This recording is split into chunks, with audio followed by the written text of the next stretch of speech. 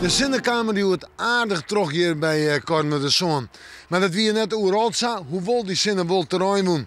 En er stier nog een stevige wind, maar ja, dat jij er dan ik bij. En daardoor viel het al hier wat kouder aan. En door koud waar sprutsen, morgen wordt een echt koude dag. Joen en vannacht. Eerste opklaring, vannacht komt er meer bewolking, temperatuur zomen er bij de 8 graden in. En de wind uit het noorden en het noordwesten waait. En die wind is matig of vrij krachtig voor het kustgebied, maar verderop de provincie is het rustig waar. Morgen, een dag mooi droog waar. Dat is positief. Een dag mooi bewolking, maar ik mooi zinnen. En de temperaturen, ik zei het al, het wordt een koude dag, zijn 14, 15 graden. Gewoon mooi, dat de temperatuur zomaar bij de 18 of 19 graden in. En dan de wind uit het noordwesten waait, vanuit het koude zeewater, maar een temperatuur van zo'n 13,5 graden. En de wind is matig of vrij krachtig in het kustgebied. Op naar Tonge, het fruitzocht. Tonge een dag mooi droog waar.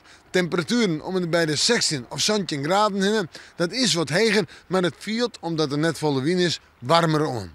Dan komt Vrijt. Eerst misschien nog zinnen, maar let er dan toch het ruimwetter. En dan ruimt het stevig, ik in de joen en ik in de nacht. En hoe daai een temperatuur om en bij de 18 graden heen. Een krachtige wind, dus zie ik het meer en meer het zuiden op.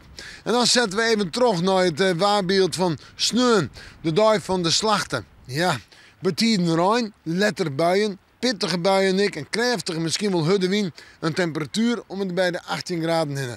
Laten we hopen dat het er morgen beter uitziet. En we moeten morgen maar weer even in het waar zijn.